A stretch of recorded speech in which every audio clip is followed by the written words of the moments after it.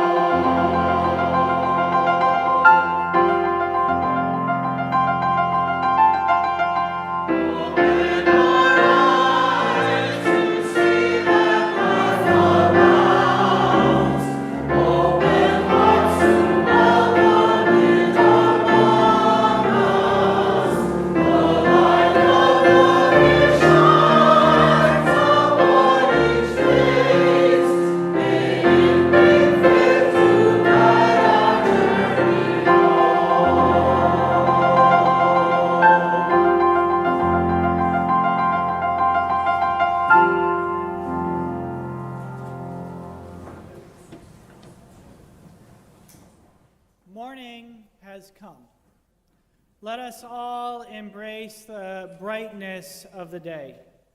May it and the time we share contain joy, a space for solace, hope, love, dance, song, and the opportunity to celebrate that which is good within the human heart. In that spirit, I say, come, friends, let us worship together.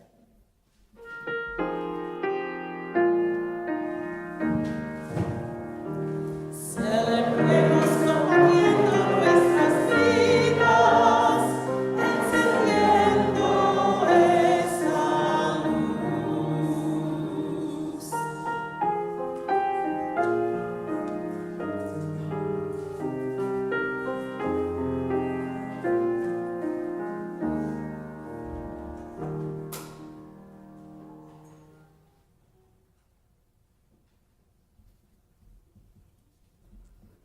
Good morning. Let us together say our covenant. If you don't know it, it's in your order of service. Love is the spirit of our congregation. Service is our prayer. To dwell together in peace, to seek truth in love, and to encourage one another. Thus do we covenant.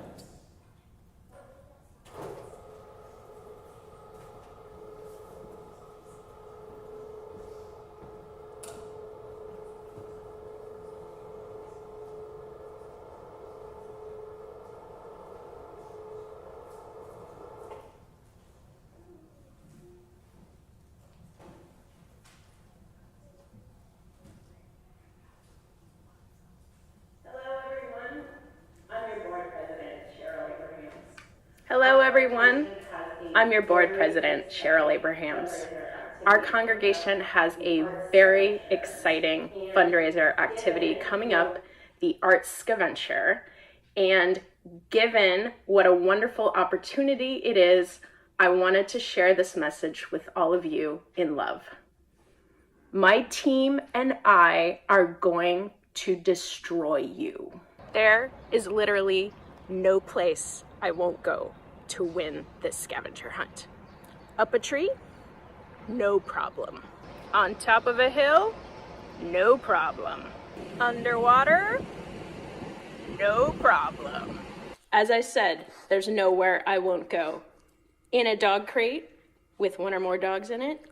No problem. Getting reservations at the new Perseid restaurant at the Hotel St. Augustine? No problem. Wait, what do you mean the first available is September? Well, what if I just sit in the kitchen or something? I hope that this message has encouraged some of you to participate in this incredibly exciting opportunity, even knowing that my team and I will ultimately be victorious. Please note that no covenants were harmed in the making of these videos.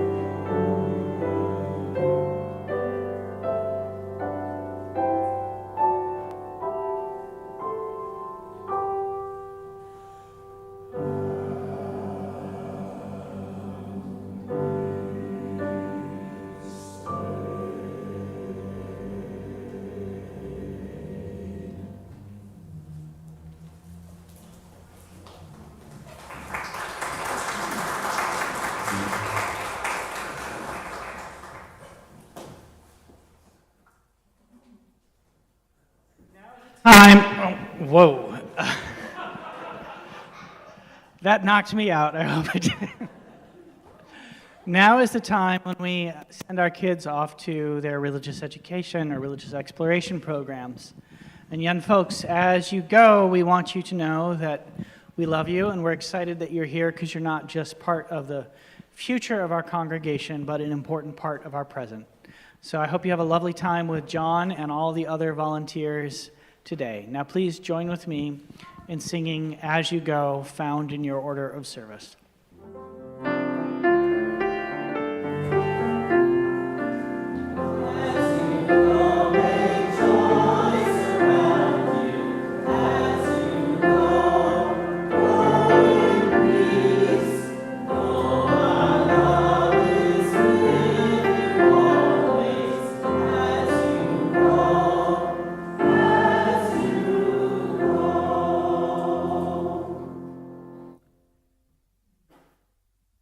Please join with me in the space that some call prayer and others name meditation. Open yourself to the wonders and mysteries of the world. Open yourself to compassion and empathy. Take one breath. Take another. Find your center. Spirit of life, known to some as God, Allah, the divine spark within, and others as the highest aspiration in the human heart, move through us and within us this day as we begin the observation of Women's History Month and mark the 3rd anniversary of the war in Ukraine.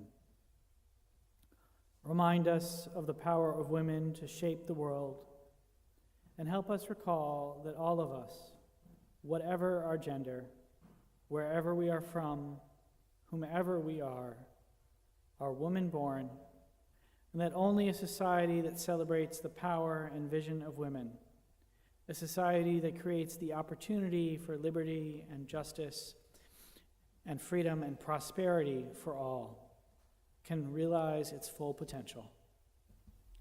Help us to remember that women often make the best leaders and have frequently called from forth within us all of our human best.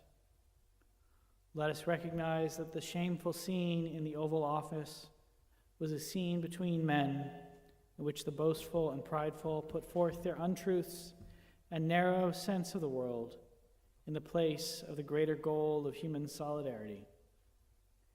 As we do these things, let us recommit to using our hearts and our hands to creating a society where peace reigns everywhere, especially in Ukraine, and where women have no fear of ever having their health care maligned or limited and are truly full citizens. That it might be so, I invite the congregation to say, Amen. Amen. We pause now together to lift up that which sits heavy and light upon our hearts. Kathy Bosson, Patty Ryan, and Joe Zaleski all continue to recover from surgeries. Albert Pucio's mother, Haiti, has been moved to a skilled nursing facility. Petey Wadler and his brother continue to care for their father during ongoing health problems. We send all of them healing thoughts and prayers. Rudy Hamrick, father of Conrad Hamrick and father-in-law of Reverend Scott, died this past week. We send our care and compassion to Conrad, Reverend Scott, and their entire extended family during this difficult time. We now turn to a practice inspired by African, neo-pagan, and indigenous traditions. We say aloud or bring to mind those we wish to have held in the loving embrace of this religious community.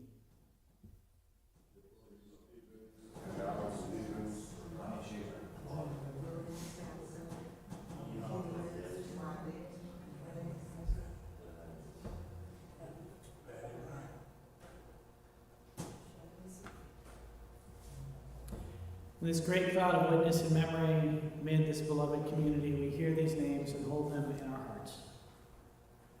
As we do, let us extend our empathy to all of the suffering that has gone unspoken and celebrate all of the joy that has gone unnamed amid and among our community. We pause now in awe, wonder of the beauty, diversity, and mystery that is life. In the spirit of love, in the spirit of hope, and in the spirit of compassion, I invite you to enter into a time of silent meditation, reflection, or prayer.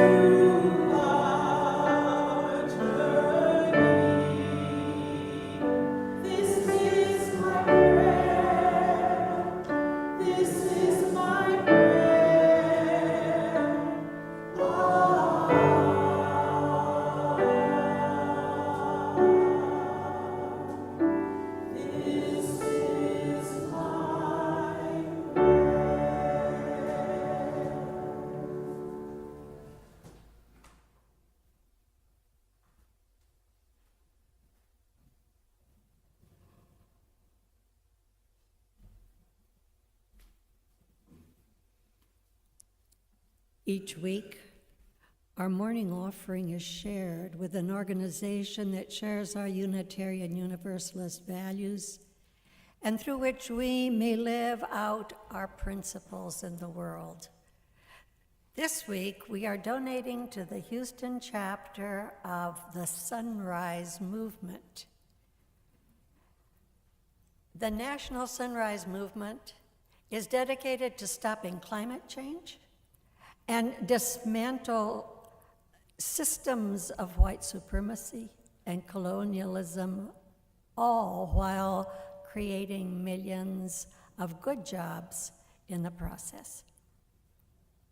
This morning we have with us Isaac Metcalf to tell us more. Isaac.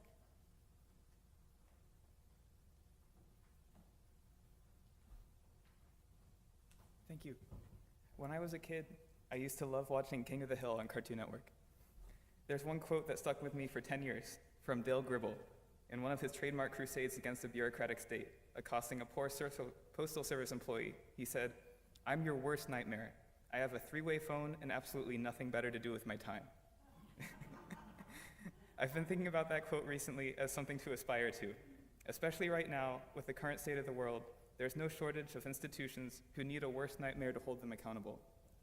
Right now, Sunrise Houston is leading a campaign to improve transit service in the Gulfton neighborhood. We put up flyers at bus stops around Gulfton, soliciting feedback from bus riders on how the buses don't come frequently enough. We do in-person interviews of residents at neighborhood parks, and we go to every Metro board meeting and use those people's stories to make the case for more buses. We try our best, as Dale did, to become the Metro Board's worst nightmare. This is the advocacy campaign I'm in charge of, but it's just one of many climate-focused campaigns Sunrise Houston is working on. But these days, there's not many people like Dale with nothing better to do with their time. It's hard to get people's attention to even get them to fill out a survey when everyone's so busy. And it's even harder to get them to volunteer with us. We've been trying our best to expand our canvassing efforts, but flyers and stickers unfortunately cost money. Any donations you can give us will go directly to siphoning that one most precious resource for activist groups, free time. The free time of regular people who feel anxious and scared by this moment, but are too busy to figure out what to do about it. The more people we can show our movement and mission to, the more community support we can build, and the more of a nightmare we can be for the people in power. Please help me unleash the Dale Gribble within my heart. Thank you.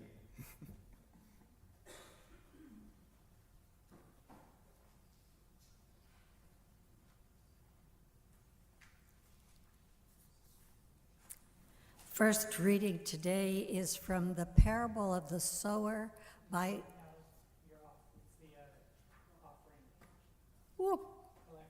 Excuse me. Those in our sanctuary will find instructions for text giving in the order of service next to the name of our shared offering recipient. And those watching the live stream will see the instructions on your screen. Our regular Sunday morning offering collection invites us to weave a tapestry of love and action. We ask you to give generously. An offering will now be gratefully received.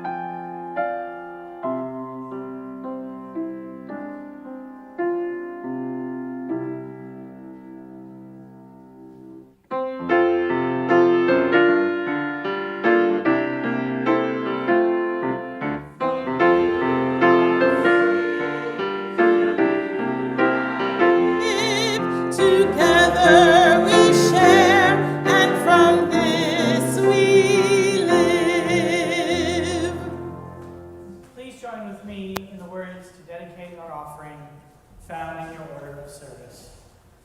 To the work of this church, which is weaving a tapestry of love and action, we dedicate our lives, and these are our offerings.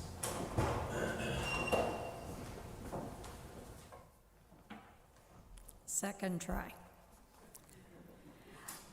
Our first reading today is from the Parable of the Sower by Octavia Butler. Your teachers are all around you. All that you perceive, all that you experience, all that is given to you or taken from you, all that you love or hate, need or fear, will teach you. If you will learn. God is your first and your last teacher.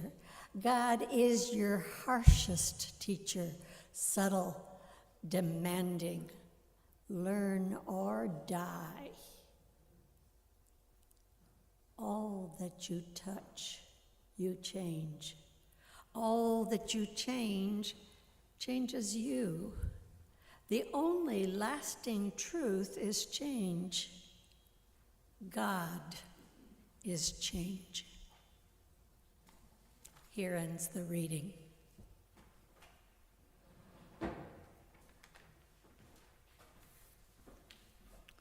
Our second reading is from Parable of the Talents, also by Octavia Butler.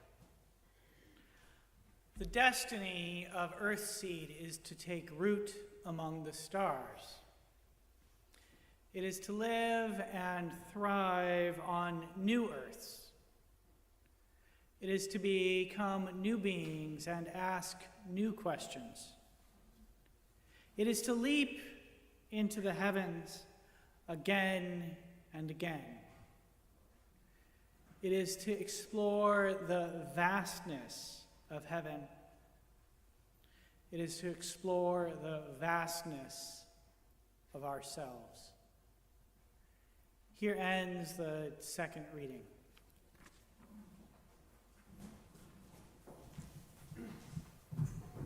I invite you to open your teal hymnals to number 1059. We are going to sing this in a round, so the choir is coming out to help you. And what we'll do is we're going to sing it one time all the way through with everybody. And then the group over here towards the front, you all are going to sing part one. And then the group over here to the front on this side is going to sing part two. And then part three is going to be over in the back over there. And part four is going to be over in the back. So you'll have help to keep you. If you get lost, just sing with me. Please rise and embody your spirit.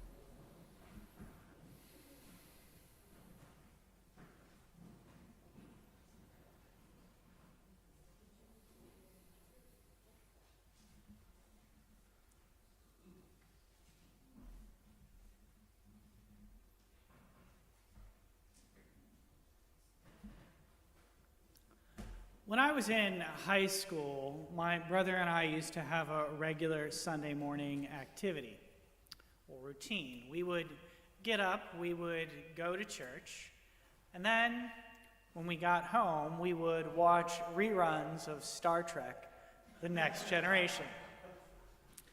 We spent enough time watching it that I can still sort of recite the opening lines from the credits. Space, the final frontier. These are the voyages of the Starship Enterprise. Its continuing mission to explore strange new worlds, to seek out new life and new civilizations, to boldly go where no one has gone before. I think I should put that in the order of service so you could... To boldly go where no one has gone before. It does not feel coincidental that we used to watch Star Trek after church. Science fiction and religion, after all, have something in common. They each call upon us to imagine the future. Science fiction does this by casting a vision of what human life might look like in times to come. It paints a picture of how we shall be in decades or even millennium beyond the present. Religion, meanwhile, is, as Unitarian Universalist theologian Forrest Church once said, our human response to the dual reality of being alive and having to die. Religious narratives are always confronting questions about where we came from and where we are going. Before I formed you in the womb, I chose you. I'll read the confident words of the prophet Jeremiah in the Hebrew Bible. Does a person live after death, or does she not? Asks a mortal of the god Yama in one of the Hindu scriptures. Does a person live after death, or does she not? I can offer you no definitive statements in response to such queries. But I do know that the views that we have both about the future and life after death have tremendous consequences for how we live now. Over the course of the year, we've been exploring some of those consequences in our Future Visions, Future Selves series, and thinking about different aspects of times to come, personal, societal, and planetary. Today, we're taking up one of the great future imaginings, the question of whether or not humanity has a future amongst the stars. This inquiry is directly connected to life after death. It revolves around the query as to whether or not humanity is fatally connected with this terrestrial sphere.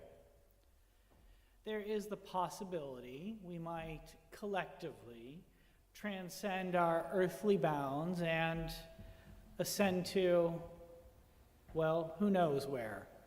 The moon, Mars, to some distant planet far beyond our solar boundary, past Neptune, past the poor demoted dwarf Pluto, out into the interstellar regions where our distant descendants shall escape the inevitable extinction of our earthly realm. And then there's the chance that live oaks, ball moss, dancing squirrels, chittering birds, shimmering crustacean-strewn oceans, icy mountains, and verdant plains is all that our species shall ever know. When the earth ends, so shall we, if the madmen in power don't kill us all first. To boldly go where no one has gone before. Religious narratives and science fiction stories tend to fall into two categories about our human futures. One we might call the Mad Max version. The other we could call the Star Trek variety. Mad Max, Star Trek. I suspect you are at least somewhat familiar with both franchises. The first is set on a dystopian Earth. In it, the titular hero navigates a world that has descended into each against all. Nation states have collapsed. Resources is scant. Pollution is rife. Food is hard to find. Gangs and warlords compete against each other for domination. Only the toughest survive.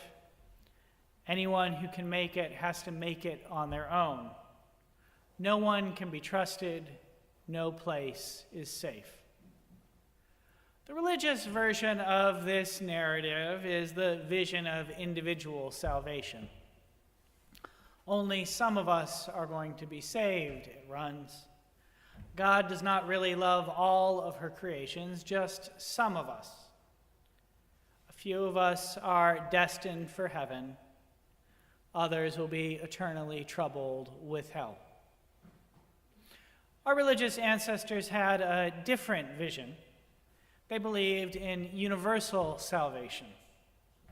All must finally be saved, preached John Murray. We are all bound up together in one great bundle of humanity, claimed Frances Ellen Watkins Harper. In such narratives, everyone either goes to heaven, we all get free together, or no one does. That's the religious dream of Star Trek. If Mad Max conjures the specter of unmitigated disaster, my name is Max, my world is fire and blood, the protagonist declares in one of the opening scenes from one of the movies. Then Star Trek announces a different fantasy.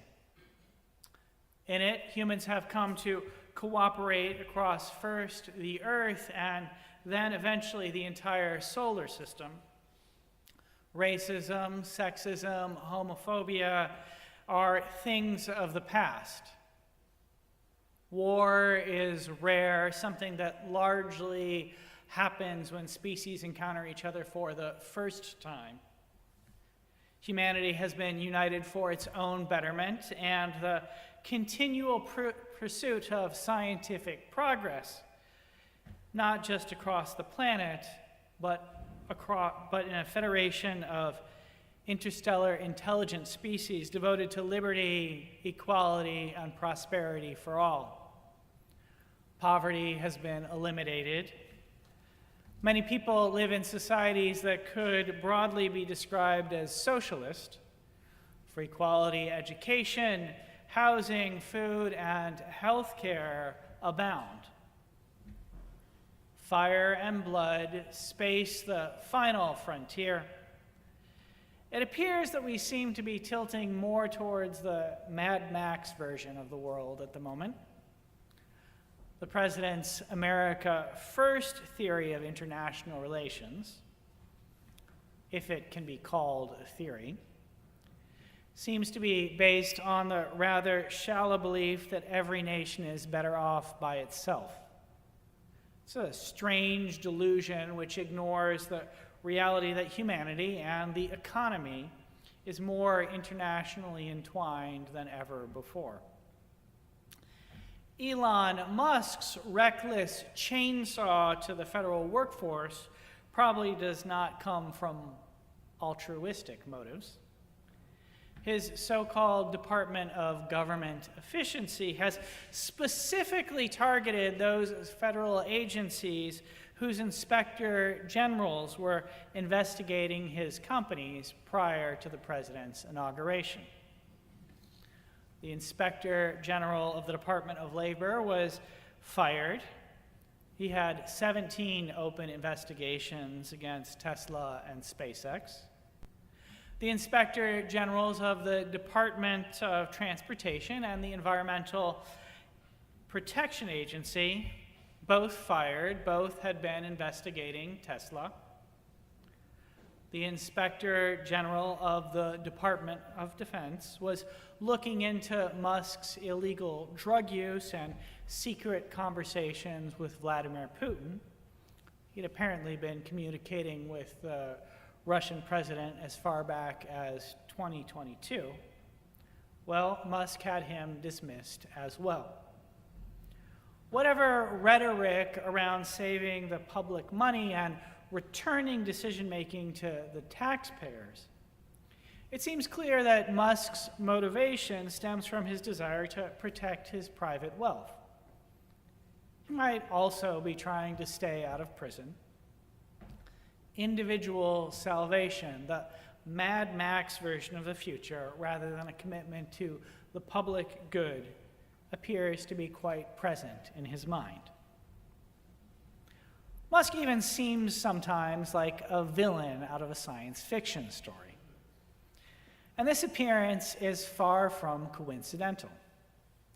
His father named him Elon after a character in Wernher von Braun's novel Project Mars. Braun was the Nazis' leading rocket scientist. The novel depicts colonization of Mars as a part of a divine plan to create the Übermensch.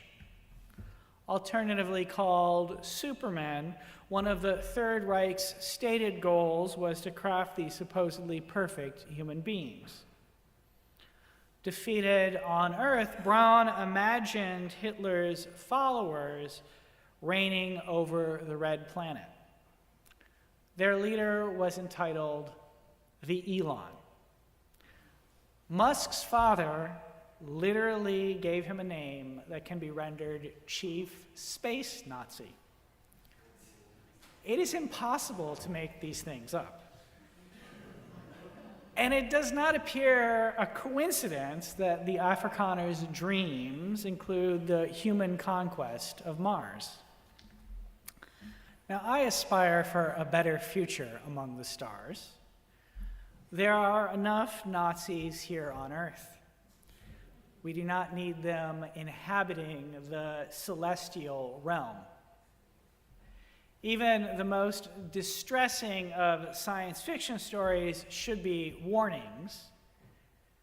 George Orwell's 1984 is not a how-to manual.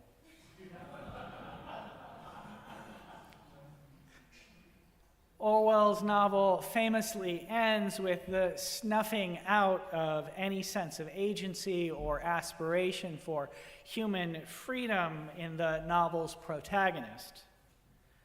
Not all science fiction stories conclude with such extinctions of the human good. In the Minister's Book Group this month, we're reading Octavia Butler's novel, The Parable of the Sower. For those who don't know, Butler was one of the first Afrocentric science fiction writers.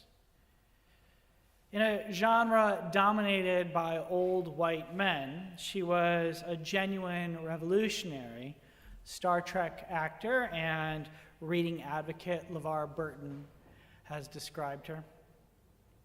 Over the course of her career, she won a MacArthur Fellowship, also known as a Genius Grant, and every major science fiction writing award.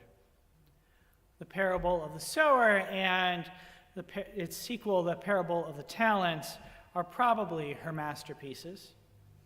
Written in the 1990s, they're set in our decade.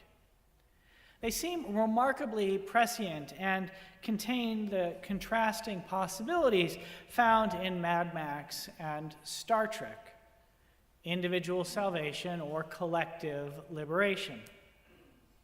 The underlying of the premise of the series, the destiny of Earthseed is to take root among the stars. Its overall message is simple. To survive, humanity must share a collective vision for its betterment.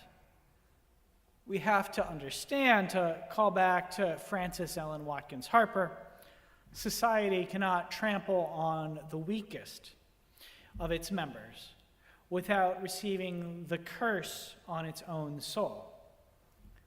Such an understanding might be captured in the warning of President Vladimir Zelensky to the president of this country last week. He said, "You have a nice ocean and don't feel the problems from Russia's invasion of Ukraine right now, but you will feel it in the future." It also exists in Martin Luther King Jr.'s great caution. We must all learn to live together, or we will all perish like fools. Perish like fools. The parable of the sower tells the story of Lauren Olamina during the collapse of this country. The fictional president, Christopher Donner, bears a striking resemblance to our current president. He loosens labor laws to essentially reinstitute slavery. A global climate crisis has caused widespread breakdown. The government does nothing while California burns, while technological breakthroughs and policy mismanagement cause severe economic inequality. The middle-income working class, which we sometimes call the middle class, has all but disappeared. The wealthy have walled themselves off into prosperous enclaves. Police and firefighters protect only those who can afford their services. Everyone else is on their own. The United States is divided between walled compounds and the desolation outside of them. Inside the walls, life occasionally resembles something akin to the way things are now. Most people are poorer, resources are scarcer, but there is still access to education, health care, and quality food of a kind. Outside the wall, well, I think I can say that Butler took some inspiration here from Mad Max. Marauding, drug-fueled gangs terrorize everyone who does not have the resources to own weapons. Life is nasty, brutish, and short, to invoke the philosopher Thomas Hobbes. The novels describe how Lauren Olamina is gradually transformed into the prophet of a new religion, Earthseed. When she finds herself outside of the bounds of the compound in which she grew up, she must learn to survive. So she develops this new religion which helps the characters remain alive and which might offer us inspiration as we seek to live through these times. I want to lift up 3 lessons from the novels. The first, the only lasting truth is change. Second, the destiny of Earthseed is to take root among the stars.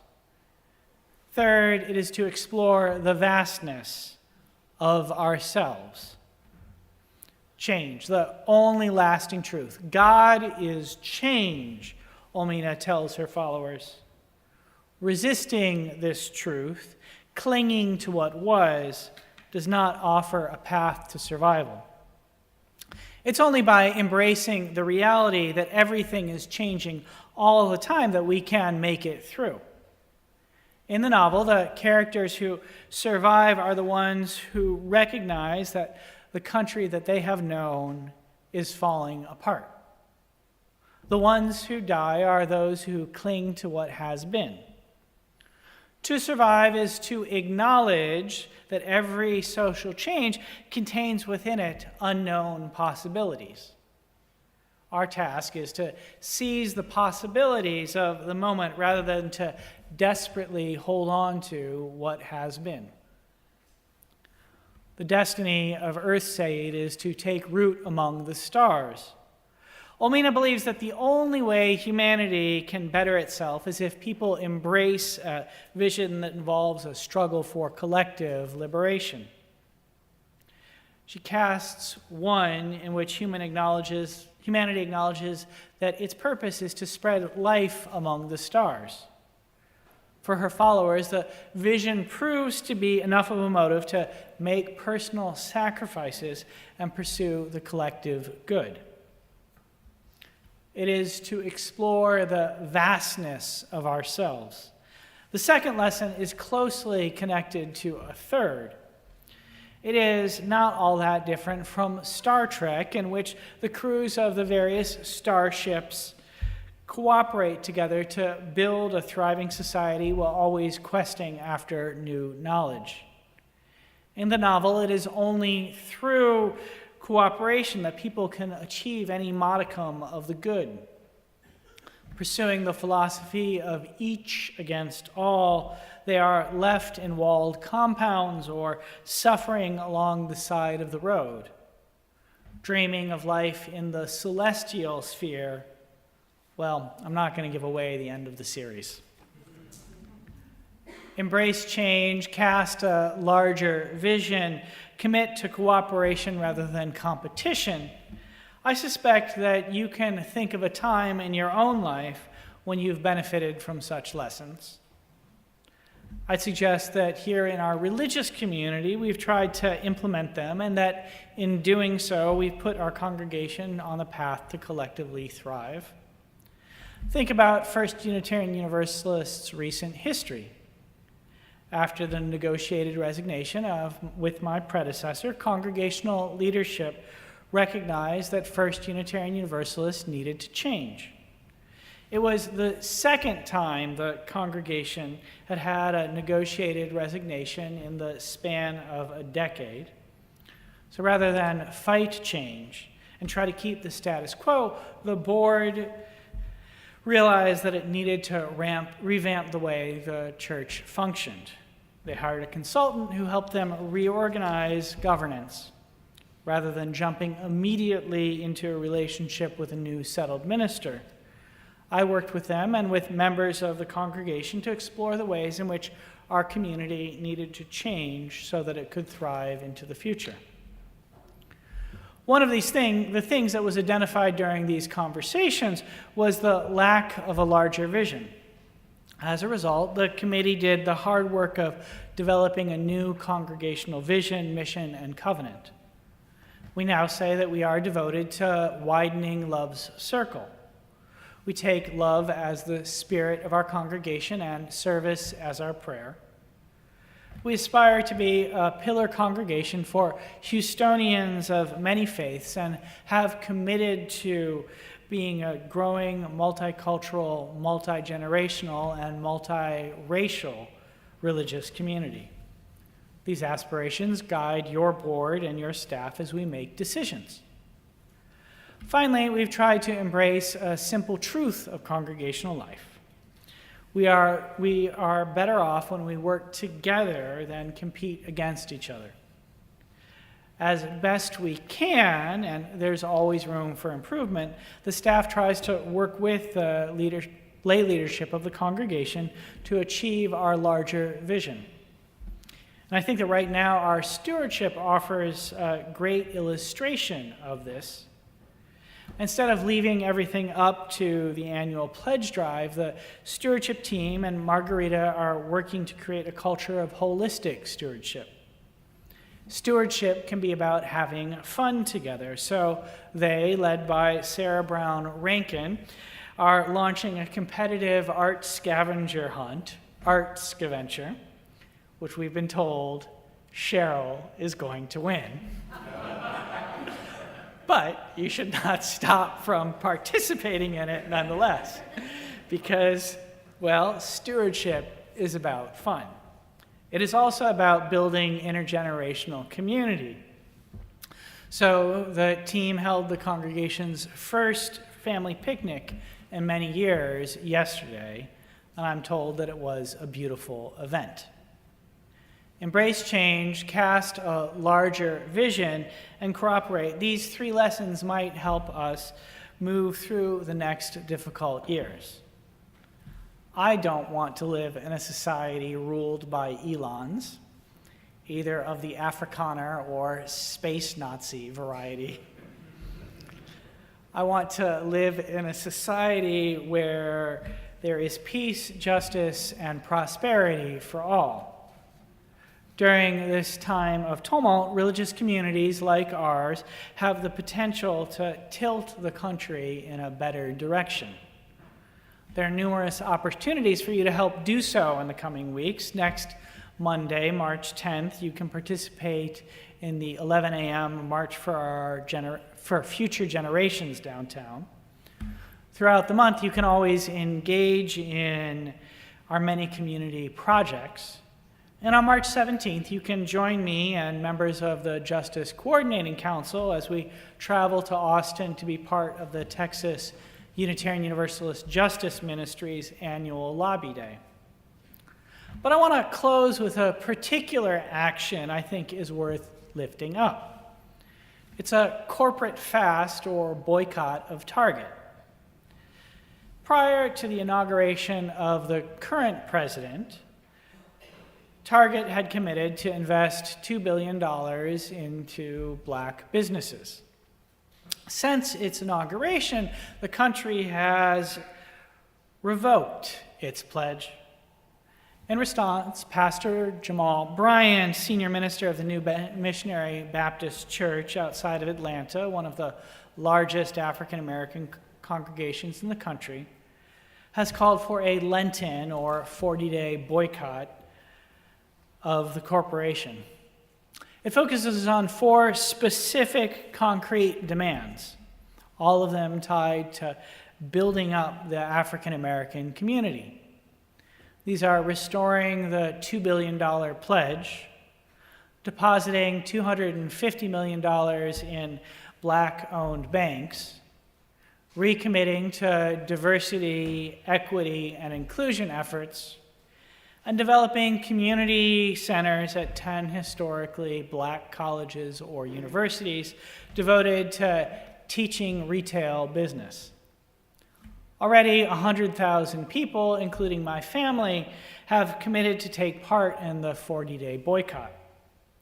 I suspect that it has the potential to be successful because it is adapting to the changing cultural landscape by issuing specific, achievable demands, casting a larger vision, and creating the possibility for cooperation across communities. And so I encourage you to join me in participating in it.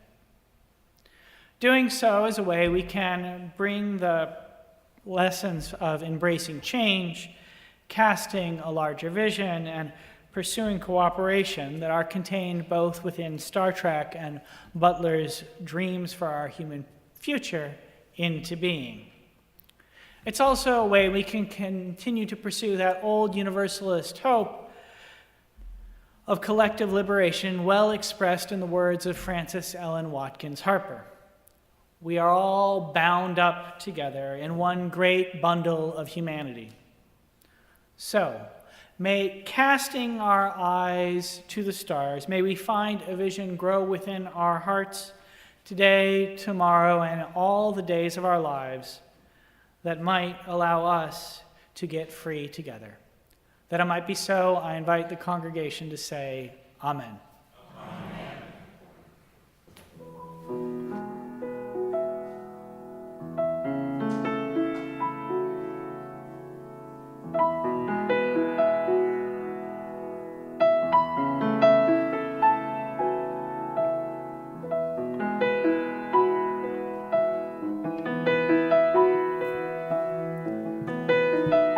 I invite you to open up your teal hymnals once again to number 1064, Blue Boat Home. Please rise in body or spirit and join your voices with me as we sing.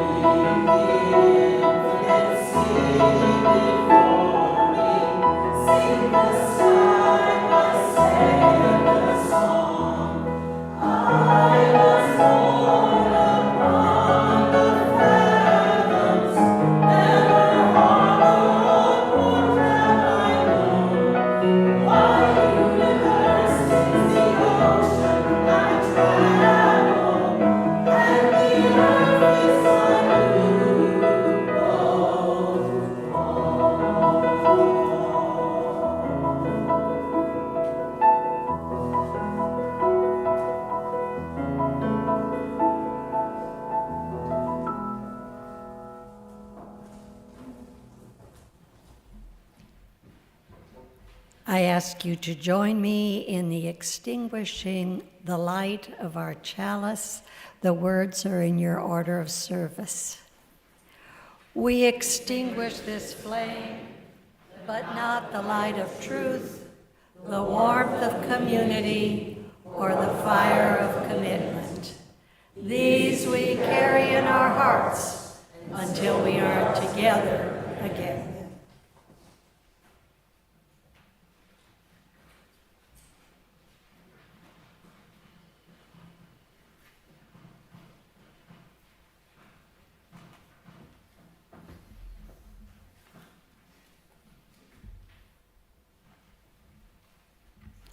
We close with these words from Octavia Butler.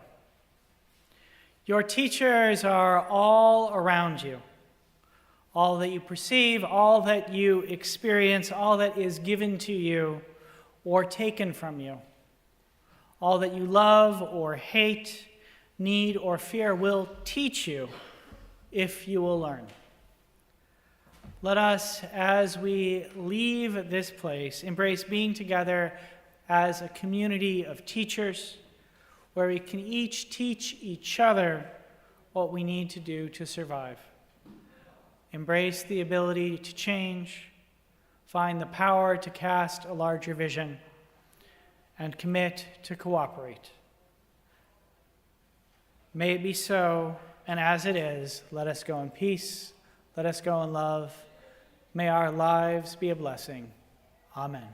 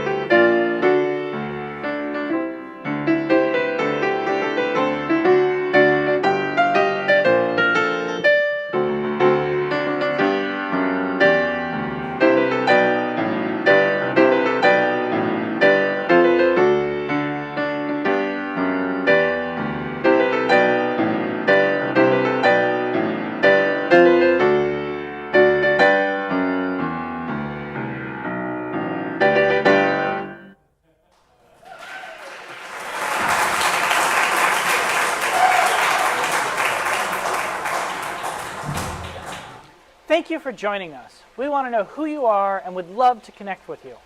Please fill out the link to the online attendance form, and if you are on YouTube, click like and subscribe. If you're interested in joining our congregation, email us at membership@firstuuhouston.org. Thanks so much.